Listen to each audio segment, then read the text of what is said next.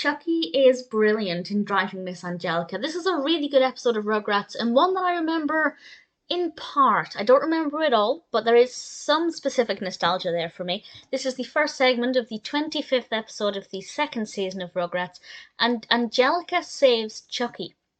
So that means Chuckie has to be Angelica's servant or her slave. And a lot of this involves getting things for her and driving her around in her little toy car, which I thought was pretty great. Chuckie as the car driver, I don't know, he just kind of suited that role, and he had a very passive attitude to it for a lot of it. And Angelica was, of course, very bossy. I thought the crown, I think it was Taco King, it said. I thought that was a very nice touch as well. It made her a lot more regal. Occasionally she would throw her voice and put on a very stereotypical posh voice, which I thought made it quite a lot more fun and a lot more entertaining to watch. Fluffy features, of course. I think this might be the second time Fluffy's appeared, or maybe the third time. But I really like how Fluffy is animated. I think Fluffy's a brilliant cat. Angelica definitely displays different sides to her personality here. You know, saving Chuckie is one thing, and then we have the throwing the voice of the posh Angelica, the bossy Angelica, and also the angry Angelica when her father says that she's not allowed the chocolates. I love it when a grown-up stands up to Angelica, because it doesn't happen that often. And I feel like had she had a bit more discipline in her early years, maybe she wouldn't quite be the little madam she is. Or who knows, maybe she would have been. I also love the fact that she said they only hide them in one place, referring to where grown-ups hide everything from children. And that's so true.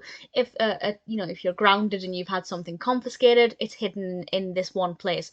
Your birthday presents are in this one place. Christmas presents, the same deal. So as soon as you find it once, you know year after year where to look for your presents. And like most children, I did that quite a bit. So I thought that was just pretty amusing. What happens at the end I really liked. I won't discuss it just now. I will in a moment with a spoiler warning, but I really liked how the whole episode flowed. I thought it was a very well constructed narrative. We get to see loads of different sides to Angelica's personality, which I thought was really effective. But for me, Chuckie really stole the show. I just thought he had a really great attitude to this. He said, he mumbled a lot of things when he was driving the car, which I thought was pretty cool.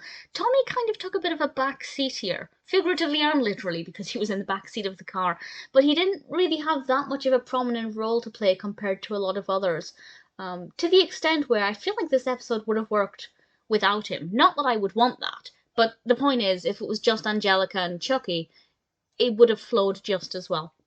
But I thought it was pretty decent.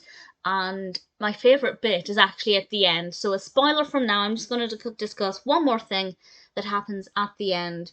And at the end, Chuckie saves Angelica. And Angelica actually pays Chuckie a compliment for doing that, which is really out of character for her. And I thought it worked really well as, again, an example of another side of her.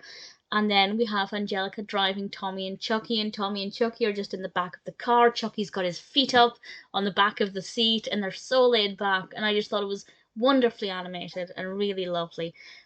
I don't know exactly how much of this episode I remembered. I definitely remembered bits of it, but not all of it.